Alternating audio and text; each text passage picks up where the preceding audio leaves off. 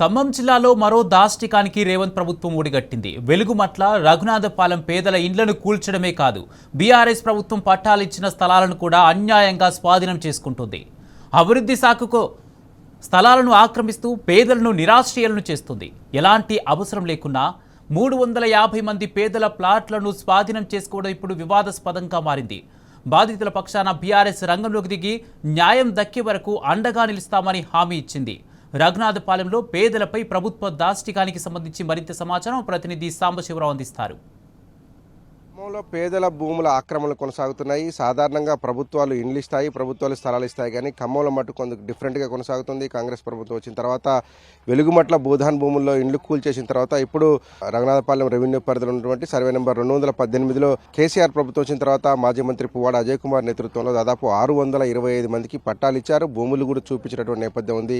మెడలో పుస్తల తాళ్లు అమ్ముకొని ఇక్కడ బేస్మెంట్లు కట్టుకున్న, ఇండ్లు కట్టుకున్న, రేకుల షెడ్లు వేసుకున్నటువంటి వాళ్ళని ఇప్పుడు ప్రభుత్వం అర్ధరాత్రి వెళ్ళిపోమంటుంది. ఎక్కడికక్కడ కూలగొట్లు చేస్తున్నారు. మొత్తం మనం ఒకసారి చూడొచ్చు.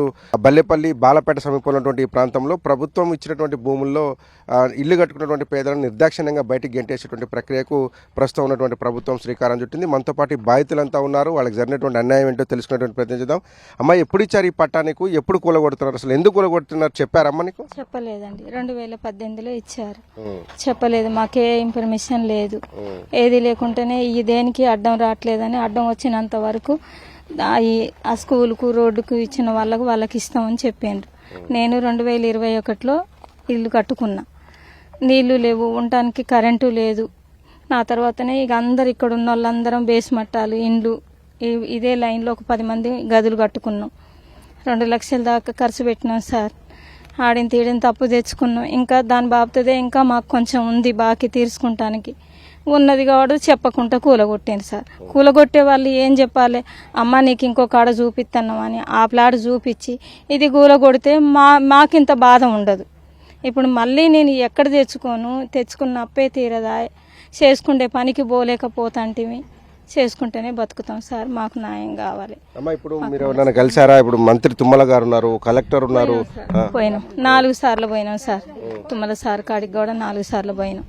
వారం 10 రోజుల్లో చూస్తామమ్మా ఇస్తారని వాళ్ళ చేతి కింద ఉన్న సార్లకి ఈ జిరాక్స్లు ఇవ్వమంటే ఇచ్చిన ఆయన ఫోన్ నెంబర్ తెచ్చుకున్నాం. మళ్ళీ ఫోన్ చేస్తే ఫోన్ ఎత్తారు, సమాధానం లేదు. భూములు మీకు ఎప్పుడు ఇచ్చారమ్మా? ఇప్పుడు ఎందుకు కూలగొడుతారు? ఏమైనా సమాధానం చెప్పారా? ఎందుకు? 2018లోనండి. ఎప్పుడు ఇచ్చారు? మాకు ఆయన ఇచ్చారు, పువ్వాడ అజయ్ కుమార్ గారు ఇచ్చిండ్రు. ఆయన నుంచి బేస్మట్టాలు లేపుదామంటే రఘునాథపాలెం ఆయన ఉన్నాడు కదా విఆర్ఓ, ఆయన కట్టుకొని అన్నాడు. కట్టుకొని అంటే ఈయన మళ్ళీ అజయ్ కుమార్ గారిని కలిసినాం. ఎందుకు కట్టుకొని ఎట్లా వాళ్ళని పేదవాళ్ళకి అనిగా మేము ఇచ్చిందని అంటే మళ్ళీ ఆయనకి ఫోన్ చేసి చెప్పిన తర్వాతకి మళ్ళీ బేస్మట్టాలు లేసినాయి. మళ్ళీ బేస్మట్టాలు లేసిన తర్వాతకి 3 లక్షల లోన్ ఇస్తానన్నాడు సారు. సర్లే అని పట్టాలు కూడా ఇచ్చిండు. మళ్ళీ అంతలోనే కోడి పడ్డది. ఈ కోడి పడేసరికి ఈ ఆగిసాయండి.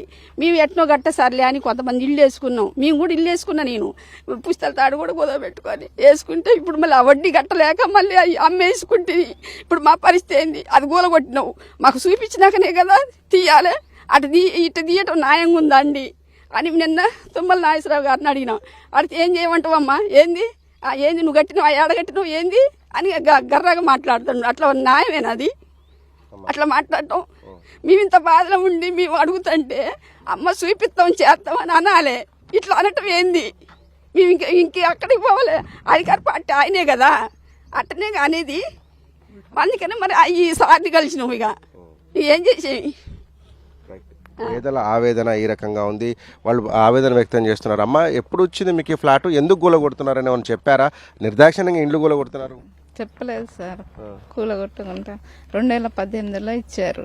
మళ్ళీ అప్పుడే బేస్మెంట్ అని వేసుకున్నాం. మళ్ళీ కరోనా వచ్చింది 3 సంవత్సరాల వరకు. మళ్ళీ ఇప్పుడే చెప్పకుండా తీసేసారు. చాలా మంది బాధితులు కన్నీటి పర్యంతం అవుతున్నారు. ఇంకా చాలా మంది ఇక్కడ ఉన్నారు. ఏం జరిగిందన్న? అసలు ఎందుకు ఇట్లా కూలగొడుతున్నారు? 2018లో ఇచ్చిన తర్వాత మేము ప్లాట్లలో మొత్తం బేస్మెంట్లో అక్కడిక్కడ అప్పు చేసి కట్టుకున్న తర్వాత కొన్ని రోజులకి పువ్వాడ అజయ్ కుమార్ గారు మా బాధలు చూడలేక ఆయన 3 లక్షల రూపాయలు లోన్లు శాంక్షన్ చేశారు ప్రతి పేద ప్రజానికానికి. శాంక్షన్ చేసిన తర్వాత ఈ లోపల ఎలక్షన్ కోడ్ పడి మాకు డబ్బులు రాలేదు. రాకపోవడంతో కొన్ని రోజుల తర్వాత మళ్ళీ ఎలక్షన్లు పడి ప్రభుత్వం మారిపోయింది. ప్రభుత్వం మారిపోయినప్పటి నుంచి ప్రతిరోజు కూడా మమ్మల్ని ఇక్కడికి వచ్చి అందరు బెదిరించుడే. ఎంఆర్ఓ కానీ ఆర్డీఓ గారు, డిఆర్ఓ కానీ వీళ్ళందరూ విఆర్ఓ కూడా వచ్చి మమ్మల్ని కట్టుకోవద్దు మాకు టీఆర్ఎస్ ప్రభుత్వంలో మాకు పట్టాలు పంచారు. మరి కాంగ్రెస్ ప్రభుత్వం వచ్చిన తర్వాత ఎందుకు ఇంత అన్యాయానికి దిగజారుతుందో మాకేం అర్థం కావట్లేదు. ప్రతి ఒక్క రోజు కూడా వచ్చి ఇక్కడ రాత్రులు నిద్రపోయినాం. ఇల్లు కట్టుకున్నాం, ఒక్కొక్కరు వచ్చేసి 4-3 లక్షల రూపాయలు పెట్టి ఖర్చు పెట్టి కట్టుకున్నాం. ఇప్పుడు ఇదే సార్ దగ్గరికి పోతే సార్ అన్నారు కదా మీకు న్యాయం తప్పకుండా చేస్తామని చెప్పి అన్నారు. ఆ న్యాయం ప్రకారంగా నడుద్దామని ఉద్యమం లాగా తయారయ్యి మా ఇల్లు మేము సాధించుకోవడం కోసం మళ్ళీ బీఆర్ఎస్ ప్రభుత్వాన్ని ఆశ్రయించినాం. సార్ మా స్థలాలన్నీ పోయినాయి. అంగ పిల్లర్స్ వేసి కట్టుకున్నాను, నేను వీళ్ళు మీరు కూడా వేసుకున్నా. అయినా సరే మొత్తం నైట్ వచ్చేసి కూల్ చేశారు. దగ్గర 15 ఇల్లు వాళ్ళ కొట్టారు. సార్ మేము వెళ్ళి తుమ్మలాయస్ గారిని అడుగుతామంటున్నారు, నువ్వు ఏడ కట్టావా ఇల్లు, ఏడ చేసావయ్యా నువ్వు అని బెదిరిస్తున్నాడు.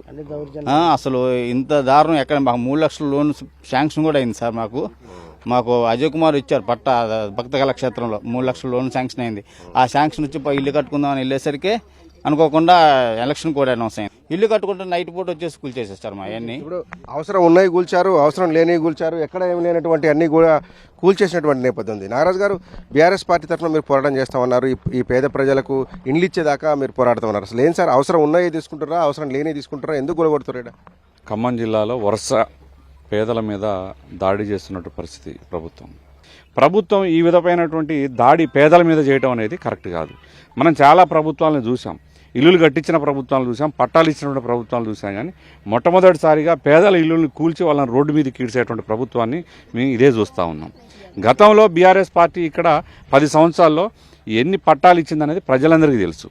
ఎక్కడ స్లమ్లో ఉన్నటువంటి వాళ్ళందరినీ కూడా తీసుకుపోయి మంచి సువిశాలమైనటువంటి ప్లేసుల్లో మౌలిక సదుపాయాలు వాళ్ళకి కల్పించి అక్కడ పట్టాలు ఇచ్చడం జరిగింది కొన్ని వేల మందికి.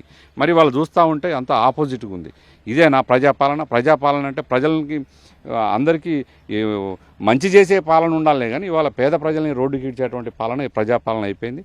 మేము ఖచ్చితంగా డిమాండ్ చేస్తా ఉన్నాం ఈ ప్రభుత్వాన్ని, ఇక్కడ ఉన్నటువంటి 3 మంత్రులను కూడా. ఆ రోజులు పట్టా పంచేటువంటి కార్యక్రమంలో కూడా ఎంపీగా పొంగులేటి శ్రీనివాసరెడ్డి గారు అదే డయాస్ మీద మరి ఎంపీ హోదాలో వచ్చి వారు కూడా పట్టాలు ఇచ్చారు, అందించారు. మరి అదే పొంగులేటి శ్రీనివాసరెడ్డి గారు ఇవాళ రెవెన్యూ శాఖ మంత్రిగా ఉన్నారు. మీ శాఖ మంత్రిగా మీరే ఉన్నారు, ఆ రోజు మీ చేతుల మీదనే వీరికి పట్టాలు ఇచ్చారు. ఇంత అన్యాయం జరుగుతూ ఉంటే మీరు ఎట్లా చూస్తూ ఉన్నారని చెప్పి మేము పొంగులేటి శ్రీనివాసరెడ్డి గారిని కూడా అడుగుతా ఉన్నాం. వీళ్ళు ఇల్లులు కట్టుకోవడానికి ఇక్కడే వాళ్ళందరికీ కూడా పర్మిషన్ ఇవ్వాలని చెప్పి మేము డిమాండ్ చేస్తూ ఉన్నాం. ఎట్టి పరిస్థితుల్లో వాళ్ళకి ఇంకా మీరు ఇల్లులు కట్టుకోకుండా వాళ్ళని ఇట్లే కూల్చివేతలకి వాళ్ళని రోడ్డు మీద పడేయాలని చూస్తే మాత్రం బీఆర్ఎస్ పార్టీ తరఫున పెద్ద ఎత్తున ఉద్యమం చేస్తాం. ఆనాడు భూదాన్ బాధితుల విషయాన్ని ఎట్లా బీఆర్ఎస్ పార్టీ నిలబడి పట్టాలు మరి మీ మెడలు వంచి పట్టాలు ఏ విధంగా సాధించామో అదే పద్ధతిలో ఖచ్చితంగా ఈ బాధితుల తరఫున నిలబడి కూడా మేము పోరాటం చేస్తానికి సిద్ధంగా ఉన్నాం. 625 మందిలో అవసరం ఉన్న ప్లాట్లు, లేని ప్లాట్లు కూడా తీసుకున్నారు. ఇంటిగ్రేటెడ్ స్కూల్ పేరుతో కొన్ని, మెడికల్ కాలేజ్ పేరుతో కొన్ని, అట్లాగే హైవే అమరావతి హైవే పేరుతో తీసుకున్నారు.